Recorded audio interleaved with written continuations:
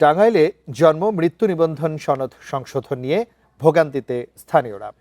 একদিকে সপ্তাহে একদিন মাত্র চালু থাকে এই কার্যক্রম, আর অন্যদিকে সার্ভার জটিলতায় ভোগান্তির মাত্রা বেড়ে যায় কয়েক গুণ। এটি আরো জানাতে টাঙ্গাইল থেকে যোগ দিচ্ছেন সহকর্মী মামুনুর রহমান। মামুন, সপ্তাহে মাত্র একদিন জন্ম মৃত্যু নিবন্ধন সংশোধন হচ্ছে, তারপরেও সার্ভার জটিলতায় সেটিও হচ্ছে না।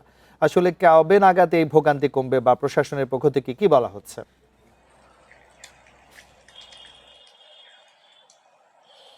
কবে নাগাদ এই ভোগান্তি কমবে সেই বিষয়ে সুস্পষ্ট কোনো বক্তব্য এখানে যারা কর্মকর্তা রয়েছেন তাদের কাছ থেকে মেলেনি।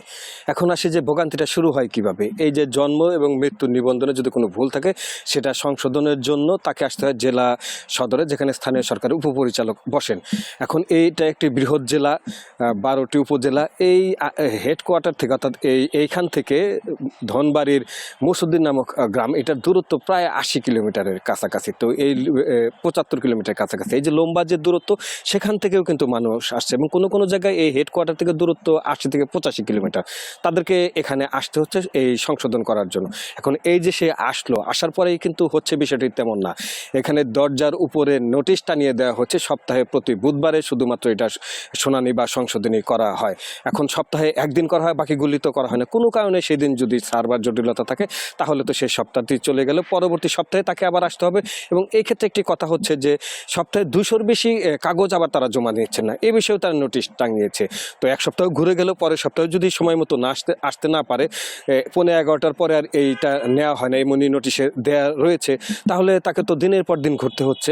এখন আসি যে স্থানীয় সরকার উপপরিচালক কী করে। দেখুন, আমাদের এই জেলাতে স্থানীয় সরকার উপপরিচালকের যে পদটি সেটা দীর্ঘদিন যাবৎ ফাঁকা রয়েছে। এটা দায়িত্ব পালন বিভিন্ন সময় বিভিন্ন জন করছেন। এখন করছেন অতিরিক্ত জেলা প্রশাসক সার্বিক সঞ্জয় কুমার মহন্ত, তিনি দায়িত্ব পালন করছেন। প্রথমত হচ্ছে যে তিনি অতিরিক্ত জেলা প্রশাসক, তার অনেক দায়িত্ব। এর বাইরে তাকে স্থানীয় সরকার বিভাগের উপপরিচালকের দায়িত্ব পালন করা হচ্ছে। পাশাপাশি ওই দায়িত্বের পাশাপাশি তাকে টাঙ্গাইল পৌরসভার, এটা একটি প্রথম শ্রেণী পৌরসভা, সেই পৌরসভারও প্রশাসকের দায়িত্ব পালন করতে হচ্ছে। তাতে 3টি গুরুত্বপূর্ণ দায়িত্ব পালন করতে যে সময়, যে পরিমাণ মানুষের আকাঙ্ক্ষা বা কাঙ্ক্ষিত যে সময়, সেই সময়টি মানুষ পাচ্ছে না।